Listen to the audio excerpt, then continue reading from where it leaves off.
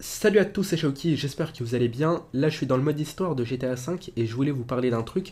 Quand GTA V est sorti au tout début sur PS3 et 360, on n'avait pas encore l'accès à GTA Online. Et donc, quand on avait débloqué Franklin, Michael et Trevor, il nous restait un dernier personnage à débloquer. C'est le personnage tout en bas. Là, c'est mon personnage en ligne. Et donc, là, il y avait eu plein de théories dans GTA V, comme quoi ce personnage était un personnage exceptionnel et qui allait rapporter plein de nouveautés dans GTA V. Moi, je vais vous révéler trois de mes théories par rapport à ça. On passe tout d'abord à la première théorie. J'ai pensé qu'on aurait le retour de Nico Bellic. Je me suis dit, GTA 4, là c'est GTA 5, pourquoi pas une suite? Alors pourquoi pas retrouver notre fameux personnage Nico Bellic avec qui on a passé pas mal de moments.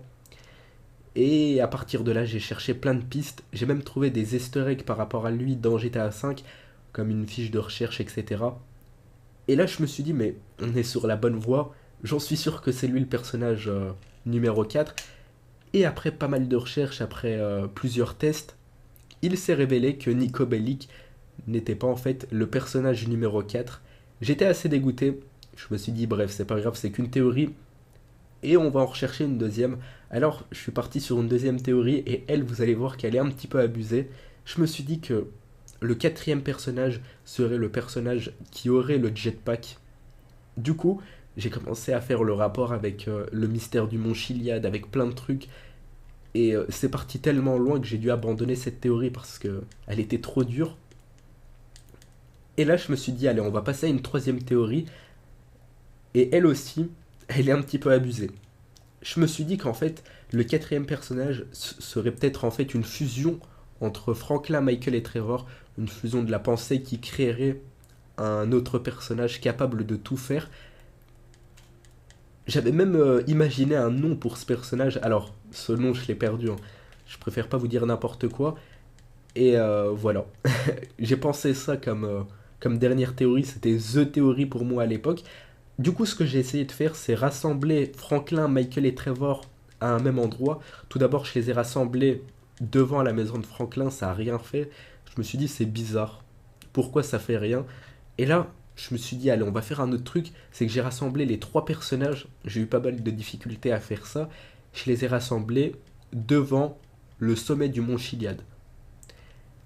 Et bien, ça a rien fait.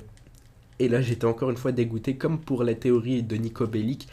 Et je me suis dit, il doit y avoir un truc. Il doit vraiment y avoir un truc. Pourquoi Rockstar aurait créé un quatrième personnage s'il sert à rien?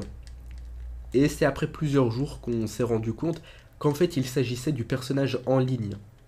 Et là franchement, aïe aïe aïe, ça a vraiment fait mal à tout le monde. On a tous pensé qu'on aurait un quatrième personnage qui lui allait ramener du nouveau quoi dans GTA V, mais en fait c'était juste notre personnage en ligne, comme on peut le voir maintenant. On fait ça, là on peut aller en ligne. Mais je pense que derrière tout ça, il y a un truc. Impossible que Rockstar ait voulu créer un quatrième personnage juste pour pouvoir aller en ligne. Je trouve ça trop bête, même si au final c'est logique. Mais je pense que derrière tout ça, il y avait un truc.